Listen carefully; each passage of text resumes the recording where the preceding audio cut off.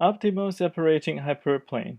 Let us start again with the two classes and use labels -1, +1 for the two classes. The sample is x equals to the set x to the t r to the t where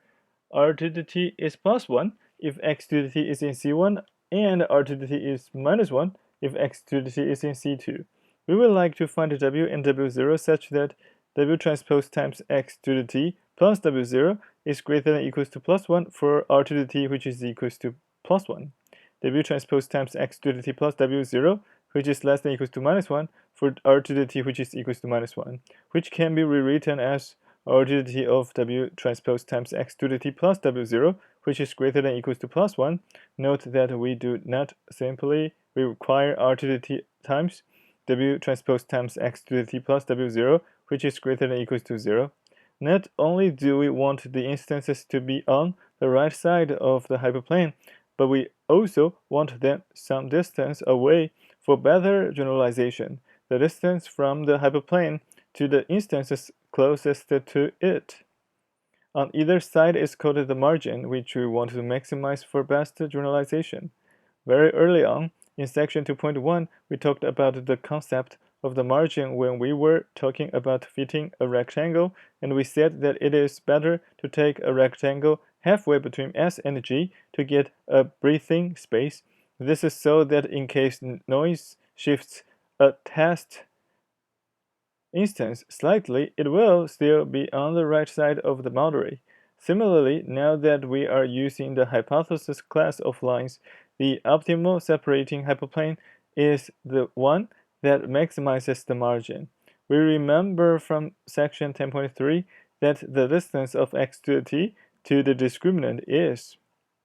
the absolute values of w transpose times x to the t plus w0 divided by the norm of w, which when r to the t is chosen between -1 or +1, can be written as r to the t times w transpose times x to the t plus w0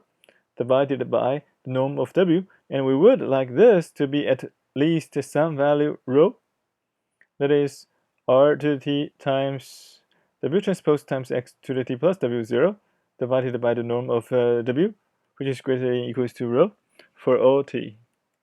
We would like to maximize rho, but there are an infinite number of solutions that we can get by scaling w, and for a unique solution, we fix rho times the norm of w equals to 1, and thus, to maximize the margin, we minimize the norm w. The task can therefore be defined see Cortes and Vepnik 1995 as to minimize of 1/2 times the square of the norm of w subject to r to the t times w transpose times x to the t plus w0, which is greater than or equals to +1 for OT. This is a standard quadratic optimization problem whose complexity depends on d, and it can be solved directly to find w and w0. Then, on both sides of the hyperplane, there will be instances that are 1 divided by the norm of w away from the hyperplane, and the total margin will be 2 divided by the norm of w.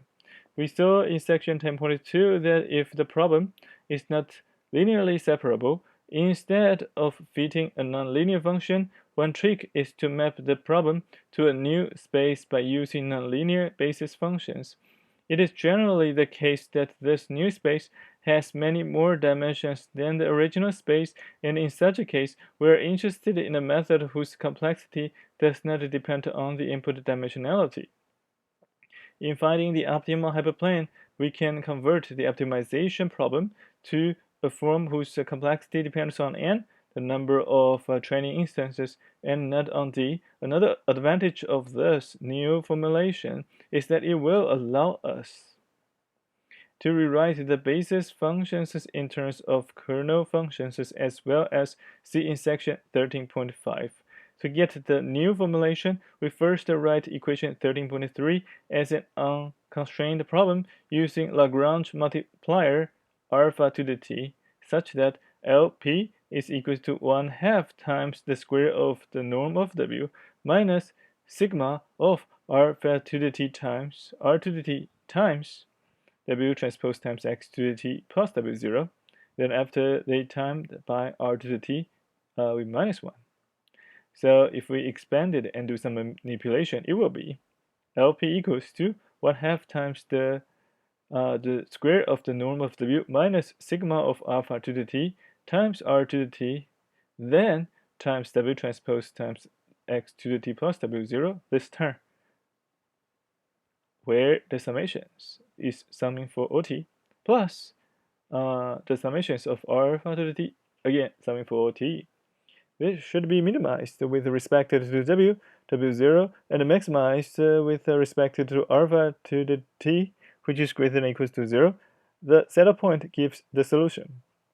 This is a convex quadratic optimization problem because the main term is convex and the linear constraints are also convex. Therefore, we can equivalently solve the dual problem, making use of the KKT conditions. The dual to maximize LP with respect to alpha to the t subjected to the constraints that the gradient of LP with respect to W and W0 are 0, and also that alpha to the t is greater than or equals to 0, such that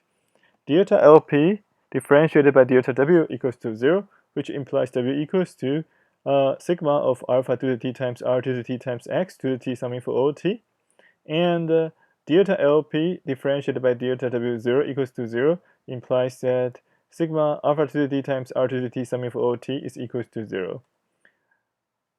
Plugging these into equation 13.4, we get the dual LD equals to 1/2 times W transpose times W minus W transpose times sigma of alpha to the t times r to the t times x to the t summing for all t minus W0 times sigma of alpha to the t times r to the t summing for all t plus sigma of alpha to the t summing for all t, which is equals to minus 1/2 times the results of W transpose times W plus the summations of alpha to the t summing for all t. If we expand by definition, that will be equals to LP equals to 1/2 times doubling summation summing for OT and the OS of the term alpha to the t times alpha to the s times r to the t times r to the s times x to the t to the transpose times x to the s, then plus sigma of alpha to the t summing for OT, which we maximize with respect to alpha to the t only, subjected to the constraints. That is, sigma of alpha to the t times r to the t summing for all t equals to 0, and alpha to the t is greater than or equals to 0 for all t. This can be solved using quadratic optimization methods. The size of the dual depends on n, sample size, and not on d, the input dimensionality. The upper bound for time complexity is big O of n to the third, and the upper bound for space complexity is big O of n to the square. Once we solve for alpha to the t, we see that though there are n of them, most vanish with alpha to the t equals to 0, and only a small percentage have alpha to the t greater than 0. The set of x to the t, whose alpha to the t greater than 0, are the support vectors, and as we see in equation 13.5, W is written as the weighted sum of these training instances that are selected as the support vectors. These are the x to the t that satisfies the following: that r to the t times the term W transpose times x to the t plus W0, the result is equals to 1, such kind of equation, and lie on the margin. We can use this fact to calculate W0 from any support vector as W0 equals to r to the t minus W transpose times x to the t. For numerical stability, it is advised that this be done for all support vectors and an average be taken. The discriminant thus found is called the support vector machine, SVM, see figure 13.1. The majority of the alpha to the t are 0, for which r to the t times W transpose times x to the t plus W0 is greater than 1. These are the x to the t that lie more than sufficiently away from the discriminant, and they have no effect on the hyperplane. The instances that are not support vectors carry no information. Even if any subset of them are removed, we would still get the same solution. From this perspective, the SVM algorithm can be likened to the condensed nearest neighbor algorithm, section 8.5, which stores only the instances neighboring and hence constraining the class discriminant. Being a discriminant-based method, the SVM cares only about the instances close to the boundary and discards those that lie in the interior. Using this idea, it is possible to use a simpler classifier before the SVM to filter out a large portion of such instances, thereby decreasing the complexity of the optimization step of the SVM exercise 1. During testing, we do not enforce a margin. We calculate the g of x, which is equal to w transpose times x plus w0, and choose according to the sign of g of x. That is, choose C1 if g of x is greater than 0 and C2 otherwise.